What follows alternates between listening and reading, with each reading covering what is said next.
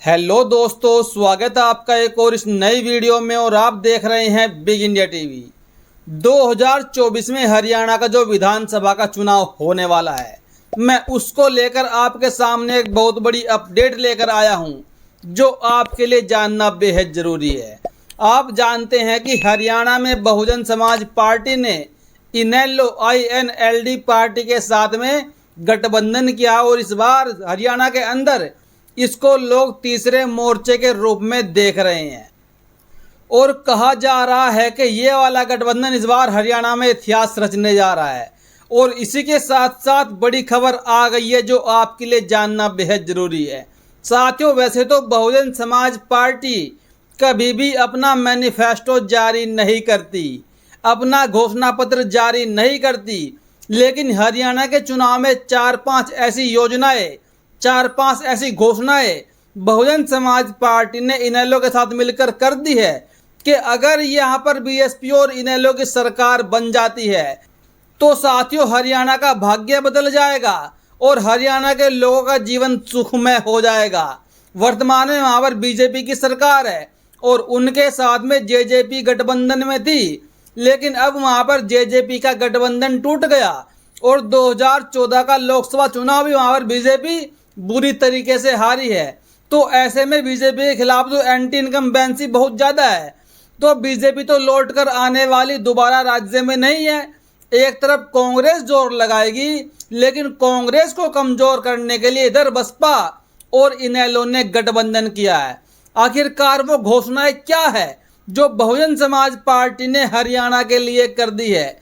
सबसे पहली बात साथियों, जो हरियाणा के लोगों के लिए जो बड़ी घोषणा की गई है, हरियाणा के अंदर वर्तमान में 2500 रुपये वृद्धा पेंशन योजना मिलती है, जिसकी उम्र प्रत्येक 60 साल से ऊपर व्यक्ति जो भी है, लेडीज हो चाहे जेंट्स हो, सबको 2500 रुपये महीना मिलता है। लेकिन इसको बढ़ाकर बसपा वाले गठबंधन ने साथियों 7500 रुपये करने का ऐलान कर दिया है। सोचकर देखिए कि अगर 7500 रुपये बुजुर्गों को मिलने लगेंगे हर महीने, तो मेरे ख्याल से उनका जो जीवन है बचा हुआ आगेगा वो बिल्कुल सुखीमय होकर बीत जाएगा, सुखीमय होकर कटेगा। उनको खान पान में किसी प्रकार की भी समस्या नहीं आने वाली। और ये बड़ा तोहफा देने जा रही है बसपा और इनेलो हरियाणा के लोगों को। इसके बाद जो अगली योजना है, वो योजना हरियाणा के युवाओं के लिए स्वर्णिम अवसर बन के आ रही है। यानी कि बसपा की सरकार बनती है, इनेलो की सरकार बनती है, तो हरियाणा के अंदर प्रत्येक परिवार के एक बच्चे को सरकारी नौकरी मिलेगी। प्रति घर सरकारी नौकरी देने का वादा किया है बसपा और इनेलो ने। ये सबसे बड़ी योजना साबित हो सकती है हरियाणा के लोगों के लिए, और एक वरदान के रूप में इस योजना को वहां के कुछ लोग देख रहे हैं। और जो अगली योजना है साथियों, जो युवक वहां पर वर्तमान में बेरोजगार है, जिनको पढ़ाई लिखाई करने के बाद, डिग्री लेने के बाद भी नौकरी नसीब नहीं हुई, उनके लिए ये वाला गठबंधन 21,000 रुपये प्रति माह बेरोजगारी भत्ता के रूप में देने के लिए तैयार है। ऐसी ऐसी घोषणाएं वहां पर कर दी बसपा और इनेलो ने। अगर हरियाणा वाले चाहे तो साथियों इन सारी योजनाओं को वो अपने पाले में कर सकते हैं। और इसके बाद विभागों में खाली पड़े सारे के सारे जितने भी पद हैं, जो सरकारी संस्थाएं हैं, सरकारी कंपनियां हैं, सरकारी डिपार्टमेंट हैं, वहां पर जितने भी पद खाली पड़े हुए हैं, उन सारे पदों को भरने की भी बात यहाँ पर कही गई है। ये भी हरियाणा के लोगों के लिए एक वरदान साबित हो सकता है। और आगे हरियाणा की महिलाओं के लिए भी बहुत बड़ी खुशखबरी है। बहुत बड़ी खुशखबरी क्या है? मुफ्त में गैस सिलेंडर व 1100 रुपये प्रति माह रसोई के खर्च के लिए बसपा और इनेलो की सरकार देगी हरियाणा वासियों के लिए। यानी कि प्रति माह एक सिलेंडर फ्री और 1100 रुपये रसोई खर्च के लिए हरियाणा की महिलाओं को प्रति घर दिया जाएगा। बसपा की सरकार आने के बाद, इनेलो की सरकार आने के बाद। और जो एक और पॉइंट आगे बचता है, पुरानी पेंशन योजना को वहां पर सरकार बहाल करेगी। जो सरकारी कर्मचारियों की पुरानी पेंशन योजना अटल बिहारी वाजपेयी की सरकार में बंद कर दी गई थी, अब वहां पर उसको दोबारा लागू करने के लिए हरियाणा के लोगों को बहुजन समाज पार्टी व इनेलो की सरकार बनाना जरूरी है। साथियों, वहां के लोगों के लिए ऐसी घोषणा जीवन में किसी ने पहली बार की होगी।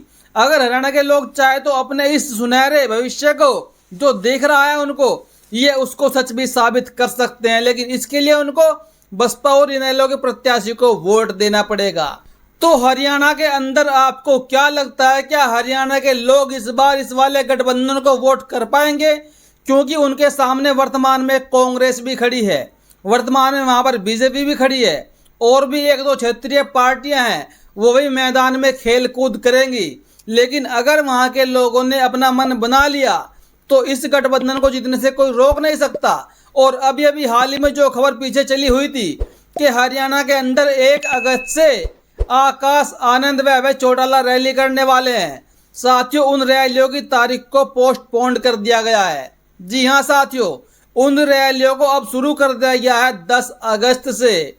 जो मैंने आपको वीडियो में बताया था कि आकाश आनंद 10 रैलियां करने वाले हैं अभय चौटाला के साथ में, और जो रैलियों का शेड्यूल है वो भी बदल चुका है और जो रैलियों की लोकेशन है वो भी साथियों बदल चुकी है मेरे ख्याल से।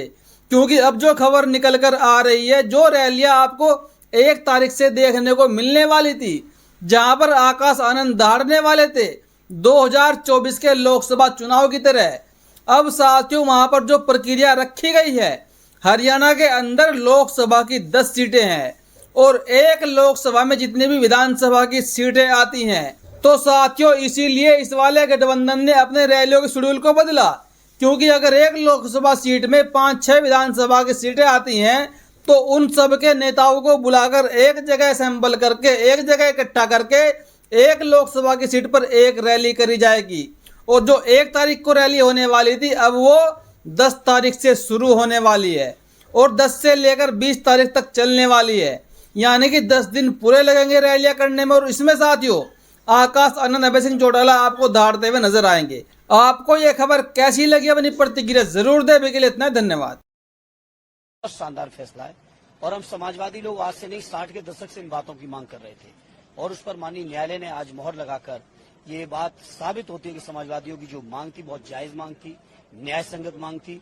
जरूरतमंदों के लिए हम लोग लगातार संघर्ष कर रहे थे और मैं सोचता हूँ माननीय न्यायालय के फैसले के बाद तो सरकार को अपनी नीति में, अपनी नियत में बदलाव करना चाहिए। कैसे तय होगा कि आरक्षण किसको मिले और किसको ना मिले? क्या कोई नई चीज है? क्या पहले से तय नहीं है? क्या कोई नई चीज नहीं है? पहले से तय है, मंडल आयोग डिफाइंड है, संविधान में डिफाइंड है, कोई नई चीज नहीं। माननीय न्यायालय ने उस बात पे मोहर लगाई है और माननीय न्यायालय का अभी पूरा फैसला नहीं देखा। कहीं न कहीं इस बात का जिक्र जरूर आया होगा कि आखिर इतने सालों से आरक्षण होने के बाद भी भागीदारी क्यों नहीं मिल पाई।